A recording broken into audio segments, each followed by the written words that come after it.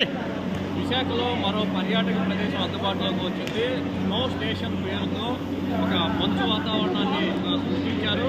గతంలో ఇది హైదరాబాద్లో ఉన్నప్పటికీ విశాఖలో మాత్రం ఇది లేదు. ప్రస్తుతం మనం చూస్తున్నాము అద్భుతమైన ఆహ్లాదకరమైన వాతావరణంలో అయితే ఈ స్నో స్టేషన్లో ఏర్పాట్లు ఉన్నాయి. ఈరోజే దీన్ని ప్రారంభించారు. ప్రస్తుతం మనం చూస్తున్నాము చలిగా ఉండే దేశాలలో ఏ విధమైన వాతావరణం ఉంటుందో మంచు సమయంలో వాళ్ళు ఎలాగ ఆహ్లాదకరంగా గడుపుతారో అటువంటి వాతావరణ పరిస్థితులు కృత్రిమంగా ఇక్కడ సంబంధించి ఏర్పాట్లు చేశారు. అలాగే పర్యాటకులను సైతం ఆకట్టుకునే విధంగా ఈ ఏర్పాట్లు అయితే అద్భుతంగా ఉన్నాయి. కొంతమంది పర్యాటకులు ఎంజాయ్ చేస్తున్నారు ఆల్రెడీ. వారిని అడిగి తెలుసుకునే ప్రయత్నం చేద్దాం. చెప్పండి, ఎలా ఉంది వైజాగ్లో? చాలా బాగుంది. మొట్టమొదటిసారిగా వైజాగ్లో ఇలాంటివి పెడతారని అస్సలు ఎక్స్పెక్ట్ చేయలేదు. పిల్లలతో పాటు పెద్దవాళ్ళు కూడా చిన్నపిల్లలు అయిపోయి ఆడొచ్చు. చాలా బాగుంది. ఎందుకంటే ఈ సమ్మర్ సీజన్ చాలా ఎండలు ఎక్కువ ఉంటాయని అంటూ ఉన్నారు. కాబట్టి మార్నింగ్ నుంచి నైట్ వరకు ఇక్కడ చాలా బాగా ఎంజాయ్ చేయొచ్చు. అండ్ ప్రైస్ విషయానికి వస్తే బాగానే ఉందని చెప్పి ఆత్మహత్య చెప్తున్నారు. సో చాలా బాగుంది. మేమైతే అందరం బాగా ఎంజాయ్ చేస్తాం. ఇంకా చాలా మంది పర్యాటకులు లోపలికి రావడం జరిగింది. పూర్తిగా ఇక్కడ రకరకాల సెట్టింగులు కూడా ఇక్కడ ఏర్పాటు చేయడం జరిగింది. వివిధ ప్రాంతాలను ముఖ్యంగా చలి ప్రదేశాల్లో ఉండే వాతావరణాన్ని కూడా కనిపించే విధంగా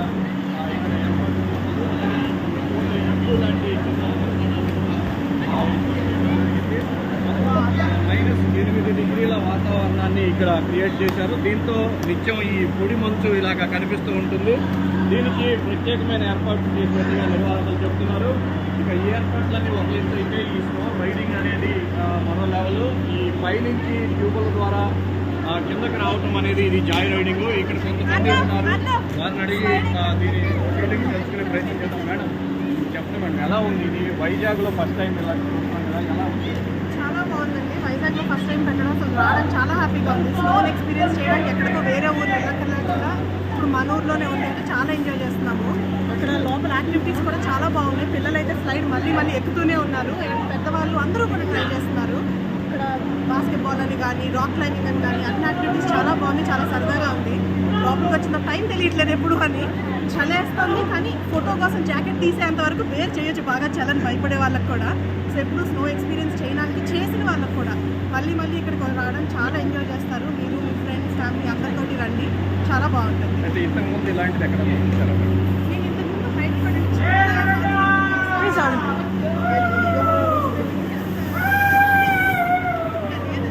కానీ ఈ మధ్యకాలం మళ్ళీ ఎప్పుడు వెళ్ళలేదు. ఇప్పుడు ఇక్కడికి రావడం మాత్రం బాగా ఎంజాయ్ చేస్తున్నాము.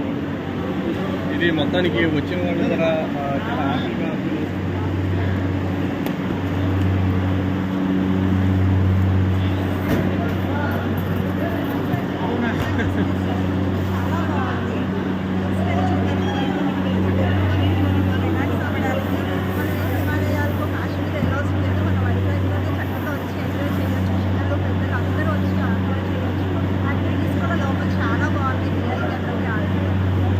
ఇది మొత్తానికి ఇక్కడికి వచ్చిన వాళ్ళందరూ కూడా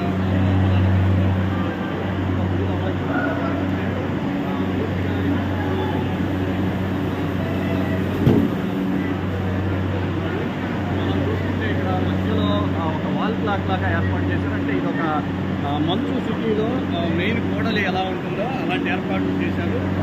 ఈ వాల్ క్లాక్తో పాటుగా అంటే 1980s 90sలో ఈ మంచు నగరాలు ఎలాగుంటాయో లండన్ కానీ లేకపోతే కెనడా ఈ నగరాల్లో ఎలా ఉంటుందో మంచు వచ్చినటువంటి వాతావరణం, ఈ బిల్డింగులు కానీ రాజ కట్టడాలు వంటి ఏర్పాట్లు కానీ, అలాగే కూర్చోటానికి పబ్లిక్ కూర్చోటానికి ఏర్పాట్లు, రైడింగ్ ఏర్పాట్లు, అలాగే ఈ పక్కన చూసుకుంటే ఏపు చెట్లకు సంబంధించి ఇక్కడ ఎంజాయ్ చేయడానికి పిల్లలకైతే మటుకు మస్తుగా ఉంటుంది. ఇంకా అందులో వేరే ఆలోచనే లేదు.